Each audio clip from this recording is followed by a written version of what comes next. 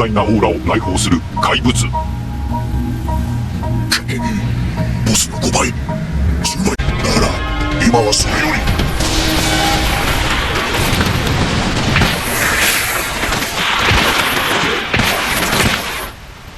ここまでは討伐軍の思惑通りであった。Ang extermination team ay patuloy na umaakyat sa pangunahing hagdanan at nakitang nakabantay si Mentatuyupi. Ang pag-asam ni Kaloa sa mga imposible at nakaraang karanasan ay nakakatulong sa kanya na manatiling kalmado.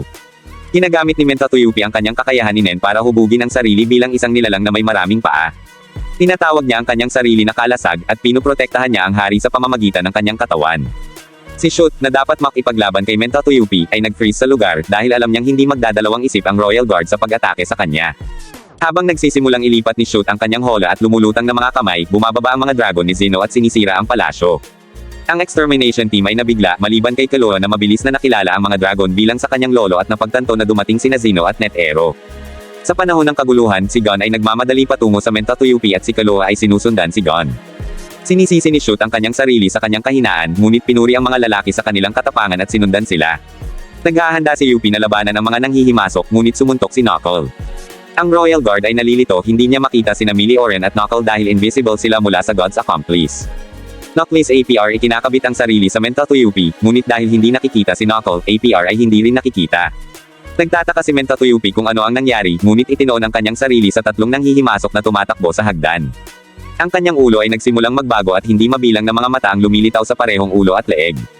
Napagtanto ni Knuckle ang dami ng aura ni Mentatuyupi at tinawag itong walang limitasyon.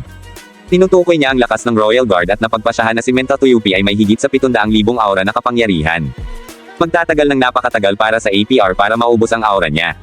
Sa labas ng palasyo, pinapanood ni Neferpito ang mas maliliit na dragon na umuulan at nagpapalabas ng kanilang napakalaking aura patungo sa buong lugar. Nararamdaman ng hunters ang masamang aura at panandali ang nag-aalanggen. Nagmamadaling tinungo ni Shaipov ang silid ng trono, ngunit nalaman niyang wala ang hari. Dahil walang pakpak si Neferpito, ang tanging pagpipilian nila ay ang magpatuloy sa pagbagsak. Ginagamit nila ang N para hanapin ang hari at nakita siyang kasama ni Kamugi, habang si Zeno at NetEro ay lumapit sa hari.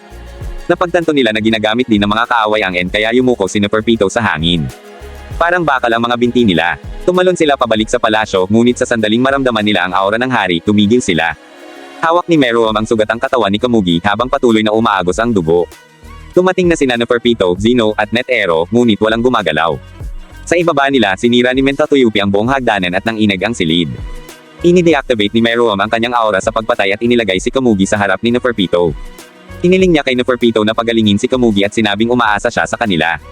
Umiiyak si Neferpito habang papalapit sila sa Kamugi. Hindi sila ginagambala ni NetEro at Zeno bilang paggalang. Pagkatapos inanyayahan ng hari si NetEro na lumaban sa ibang lugar. Sumasang-ayon siya sa isip dahil ang plano nila ni Zeno ay ihiwalay ang hari sa kanyang Royal Guard. Kapag na-activate ni Neferpito ang kanilang kakayahan sa Nen, Dr. Blight, labis na na-overwhelm ang dalawang veterano na hindi nila napansin na dumaan sa kanila ang Chimera Ant King.